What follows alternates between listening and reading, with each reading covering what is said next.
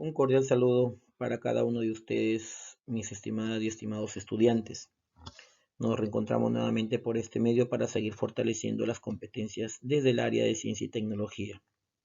Antes de continuar con el desarrollo de las actividades correspondientes a la semana 31, es importante que recordemos lo que hemos avanzado en la indagación, ¿no?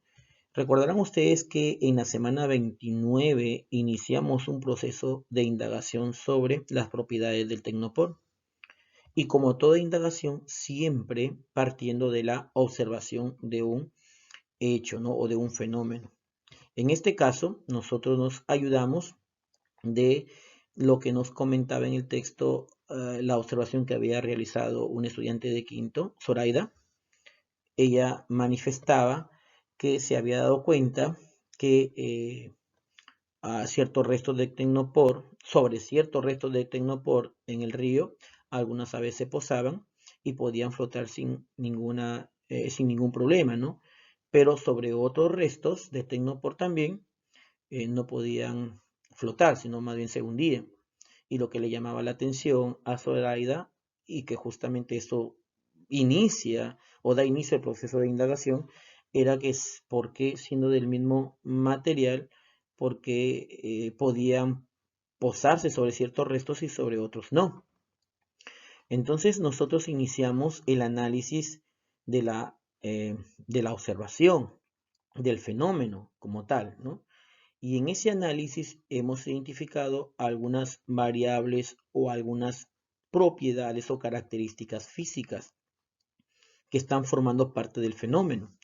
Dentro de estas podemos mencionar, por ejemplo, que se hacía referencia a que las muestras de tecnopor observadas o los restos de tecnopor observados eran de diferentes tamaños, de diferente grosor, ¿no? Decía Zoraida, ¿no? Haciendo referencia al volumen del tecnopor como una variable que hay que tener en cuenta en este fenómeno. También nos indicaba pues que siendo del mismo material, por qué las aves podían flotar sobre algunos restos y por qué no sobre otros, ¿no? Y entonces está haciendo referencia a otra propiedad o a otra variable, en este caso la capacidad de flotabilidad de los restos de tecnopor que estaban flotando en el río. Y si estaban en el río, pues aquí también se está haciendo referencia a otra variable que forma parte del fenómeno, ¿no? En este caso, pues nos referimos al tipo de líquido. No es lo mismo agua de río que agua de mar. La diferencia principal está en su densidad y por lo tanto, la densidad de líquido sería otra de las variables que está formando parte del fenómeno observado. Y también podríamos mencionar en este caso, pues la temperatura del líquido, ¿no? Entonces, miren, y así podríamos ir de repente analizando y obteniendo más variables que están involucrados en el fenómeno observado. A partir de este análisis, nosotros hemos escogido establecer una relación de causa y efecto entre dos variables de las que estamos mencionando. Y es así como se planteó la pregunta de indagación o el planteamiento del problema como tal. Recuerden que el siguiente proceso que forma parte del método científico es justamente el planteamiento del problema. Y en este caso, pues es una pregunta. La pregunta es, ¿qué relación existe entre el volumen del tecnopor? Aquí está una de las variables que hemos considerado nosotros para poder realizar nuestro proceso de indagación. Y su capacidad de flotabilidad. Y aquí está la segunda variable, ¿no? Entonces, miren, ya tenemos nuestra pregunta de indagación y nuestras variables. Ahora corresponde determinar cuál, cuál es la variable dependiente, cuál de estas dos constituye la variable dependiente y cuál constituye la variable independiente. A ver, aquí hay que explicar algo, ¿no? En cuanto a las variables, recordemos que son propiedades susceptibles de medición o magnitudes físicas que van a tener valores, ¿no? Pero cuando nosotros establecemos una relación de causa y efecto entre estas significa que el valor de una de ellas va a depender del valor de la otra variable. Y por eso se les clasifica en variable dependiente y variable independiente. Y para poder diferenciarlas o para poder identificar en este caso cuál es la dependiente y cuál es la independiente de estas dos seleccionadas, podríamos nosotros ayudarnos con la siguiente pregunta. ¿Quién depende de quién? La capacidad, o mejor, a ver, empieza así. El volumen del tecnopor depende de la capacidad de flotabilidad o la capacidad de flotabilidad depende del volumen del tecnopor. Ya las tenemos, ¿cierto? Efectivamente, pues no. La capacidad de flotabilidad va a depender del volumen de tecnopor, ¿no? Y entonces ya tenemos ahora sí, en nuestro estudio, consideramos nosotros que el valor, el valor de la capacidad de flotabilidad va a depender del valor del volumen del tecnopor. Dicho de otra manera, el volumen del tecnopor produce un efecto en la capacidad de flotabilidad. Y ahí justamente está lo que hemos mencionado. Causa, efecto, ¿no? Causa, volumen de tecnopor, efecto, capacidad de flotabilidad. Ojo, causa, el valor del volumen de tecnopor, efecto, el valor de la capacidad de flotabilidad. ¿Ok? Bien, ahora entonces ya tenemos nuestra variable dependiente y nuestra variable independiente. ¿Y cuáles serían las variables intervinientes? Intervinientes, ¿no? Su mismo nombre dice, las que intervienen en el fenómeno, pero que nosotros no vamos a modificar en nuestro experimento. Van a permanecer constantes, las vamos a controlar. Entonces, ¿cuáles son? Justamente las que intervienen en el fenómeno, pero no forman parte de nuestro experimento.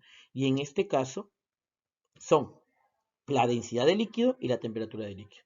Ojo, cuando digo que no forman parte de nuestro experimento, significa que sus valores van a permanecer constantes. Es decir, nosotros vamos a hacer que estas variables no cambien, no se modifiquen, porque de una u otra manera intervienen también en el fenómeno observado.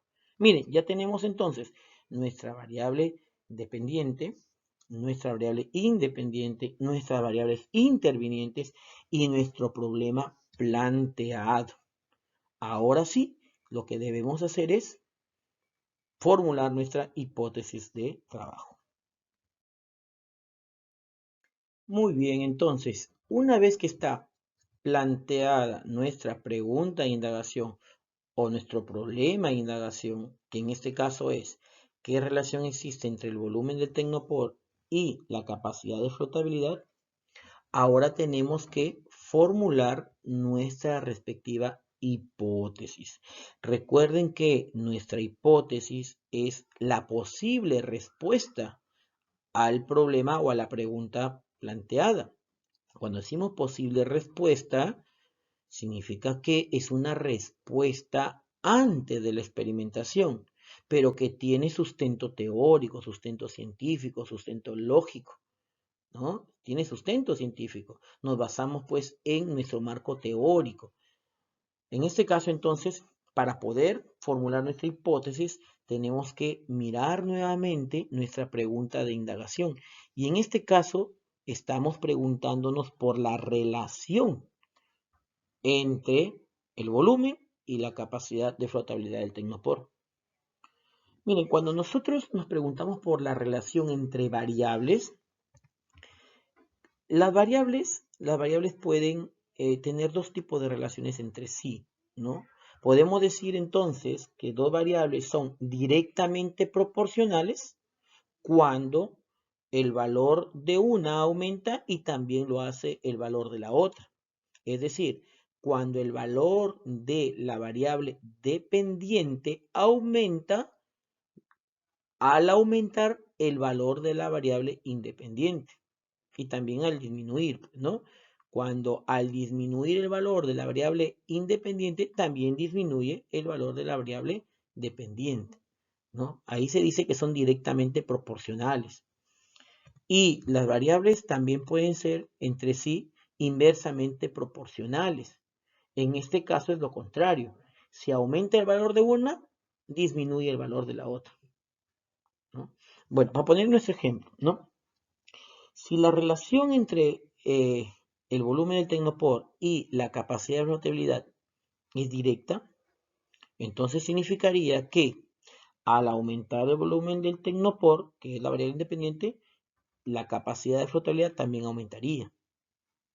O al disminuir el volumen del tecnopor, también disminuye la capacidad de flotabilidad. En este caso serían directamente proporcionales.